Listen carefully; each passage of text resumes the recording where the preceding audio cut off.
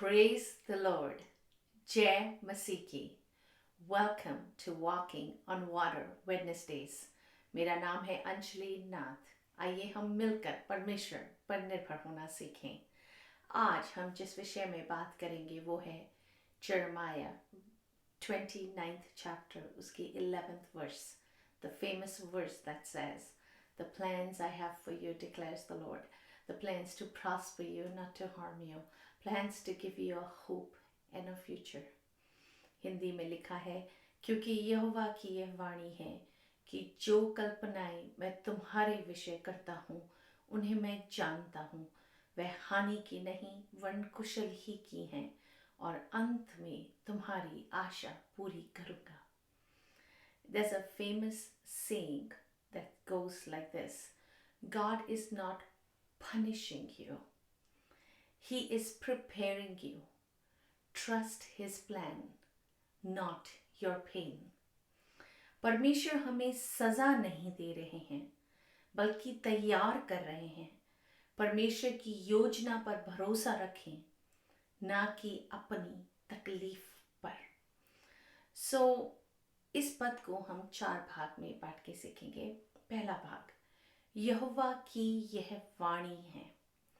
दूसरा तिमुथियुस उसका 3 बाब उसकी 16वीं आयत में लिखा है, संपूर्ण पवित्र शास्त्र परमेश्वर की प्रेरणा से रचा गया है और उपदेश और समझाने और सुधारने और धर्म की शिक्षा के लिए लाभदायक है.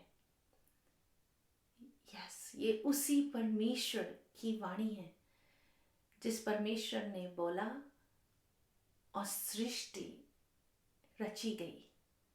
वही परमेश्वर जिसके शब्द में इतनी सामर्थ है. दूसरा पत्रस उसका 1 बाब उसकी 21वीं आयत में लिखा है, क्योंकि कोई भी भविष्यवाणी मनुष्य की इच्छा से कभी नहीं हुई, पर भक्त जन पवित्र आत्मा के द्वारा उभारे जाकर परमेश्वर की ओर से बोलते थे. और इसी परमेश्वर की क्या वाणी है? What is it that God is declaring over us? आज हम उसी की स्टडी करेंगे. दूसरा पार्ट है वर्स का, जो कल्पनाएं मैं तुम्हारे विषय में करता हूं उन्हें मैं जानता हूं. परमेश्वर कह रहे हैं या डिक्लेयर कर रहे हैं कि मेरे पास तुम्हारे लिए एक प्लान है, और वो प्लान या वो कल्पना परमेश्वर कहते हैं मैं जानता हूं. नीति वचन उसका 19वां बाब उसकी 21वीं आयत में लिखा है, मनुष्य के मन में बहुत सी कल्पनाएं होती हैं, परंतु जो युक्ति यहोवा करता है वही स्थिर रहती है. प्रकाशित वाक्य उसका 21वां बाब उसकी 1 से लेकर 7वीं आयत तक पढ़ूंगी. It's a long verse but it's very meaningful as to क्या कल्पना परमेश्वर की है मनुष्य जाति के लिए. फिर मैंने नए आकाश और नई पृथ्वी को देखा, क्योंकि पहला आकाश और पहली पृथ्वी जाती रही थी और समुद्र भी ना रहा. फिर मैंने पवित्र नगर नए यरूशलेम को स्वर्ग से परमेश्वर के पास से उतरते देखा. वह उस दुल्हन के समान थी जो अपने पति के लिए श्रृंगार किए हो. फिर मैंने सिंहासन में से किसी को ऊंचे शब्द से यह कहते हुए सुना, and this is very important, देख परमेश्वर का डेरा मनुष्य के बीच में है, वह उनके साथ डेरा करेगा और वह उसके लोग होंगे, और परमेश्वर आप उनके साथ रहेगा और उनका परमेश्वर होगा.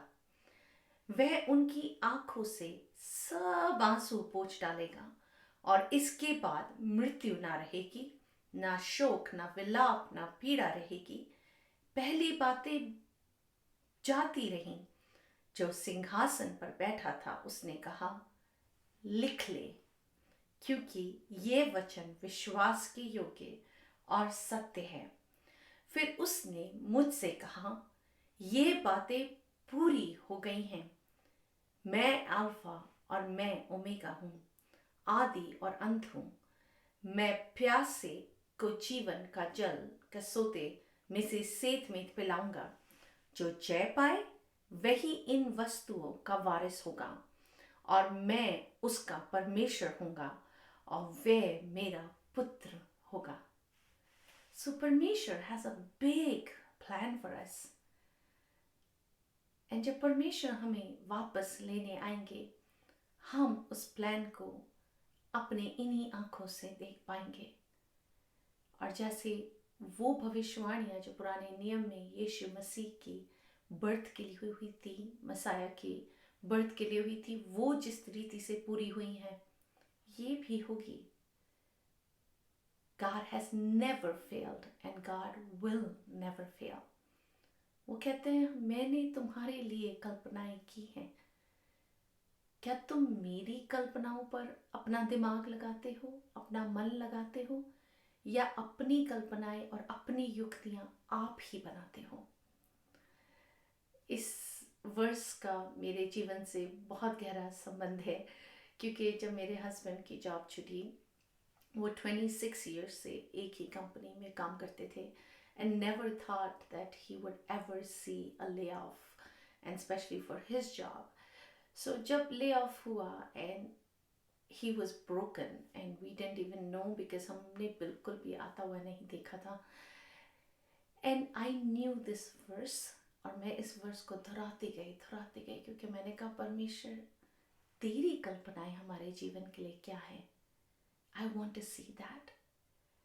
हमारी रोटी, हमारा खाना, हमारा पीना हमारी ओर से नहीं आता, हमारी इनकम से नहीं आता, पर परमेश्वर है जो सब कुछ प्रोवाइड करते हैं।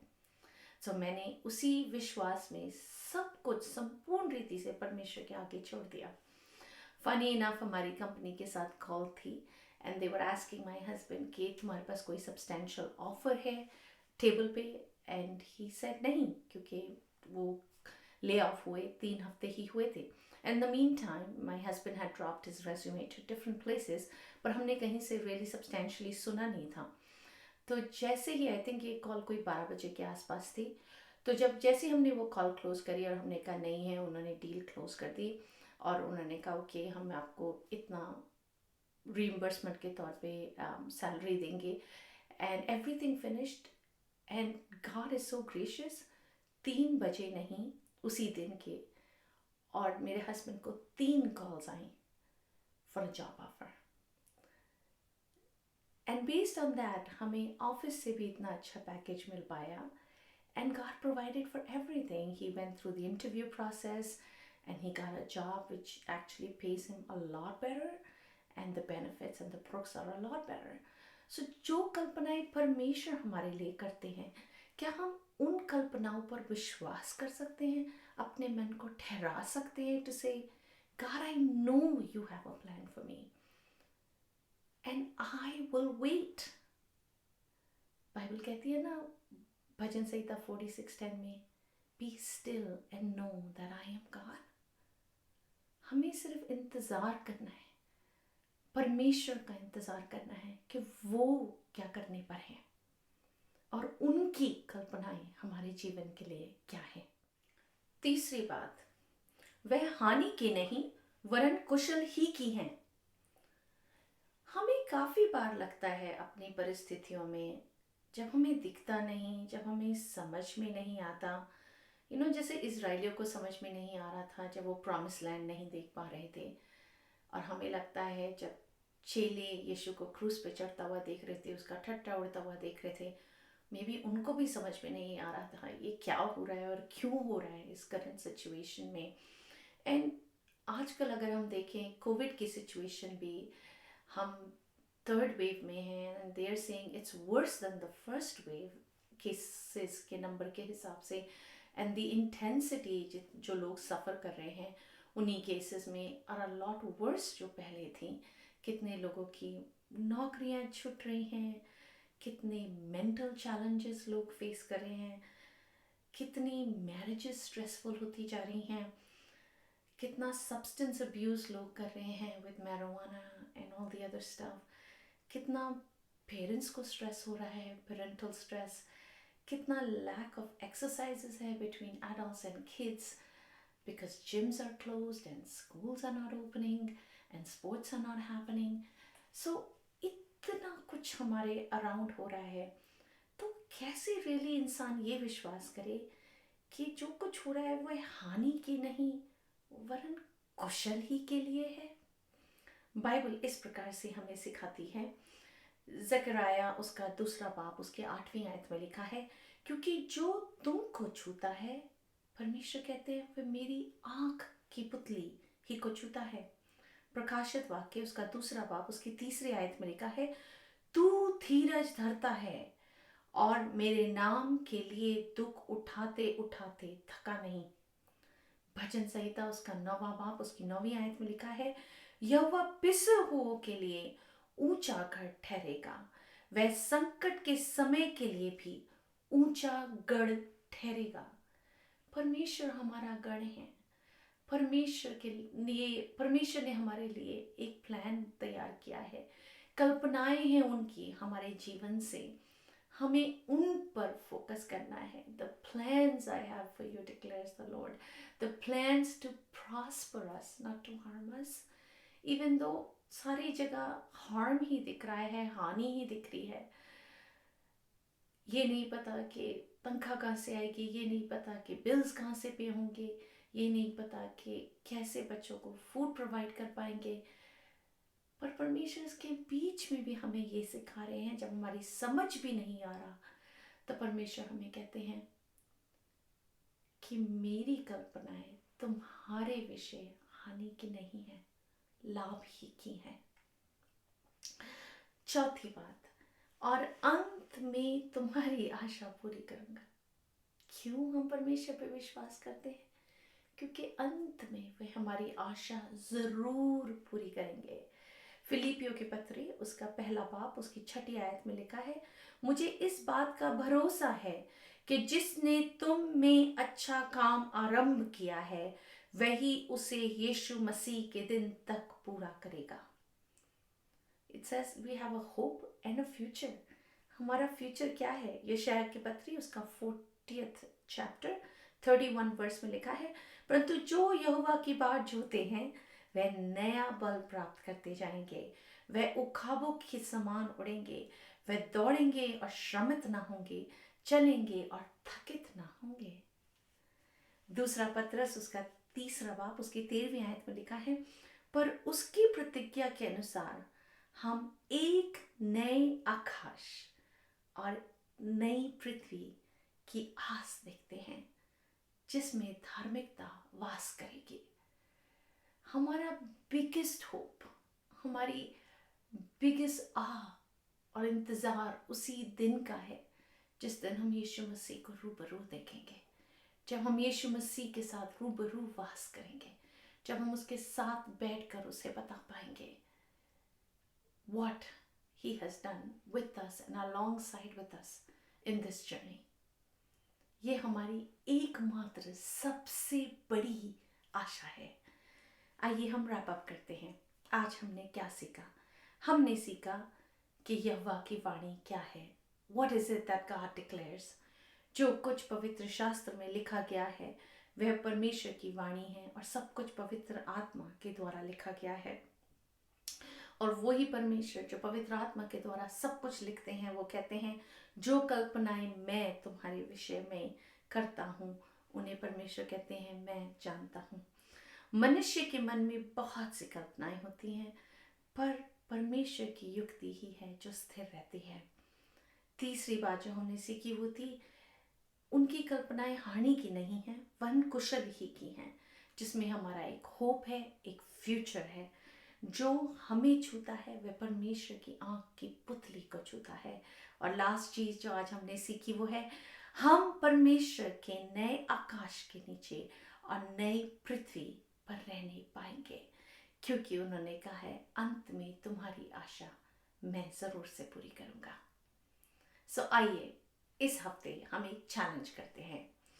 आने वाले हफ्ते में हम फोकस करेंगे, चाहे जितनी परेशानियां या जितनी चैलेंजेस हमारे पास इस हफ्ते में आए, हम सोचेंगे, जानबूझकर इंटेंशनली सोचेंगे इसमें परमेश्वर का क्या प्लान हो सकता है, इससे परमेश्वर मुझे क्या सिखाने पर है, इससे परमेश्वर मुझे क्या बनाने पर है, एंड मोस्ट ऑफ ऑल इसके थ्रू परमेश्वर क्या करने पर है।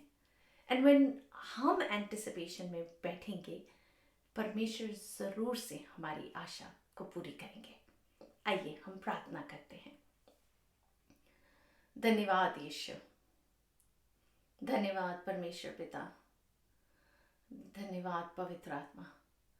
हम आपके समीप इस विश्वास के साथ आते हैं क्योंकि हम जानते हैं कि जो युक्ति हमारा परमेश्वर हमारे लिए कर रहे हैं, जो बात हमारे लिए तैयार कर रहे हैं, वो लाभ ही का है, हानि का नहीं है, और अंत में हमारी आशा जरूर से पूरी करेंगे।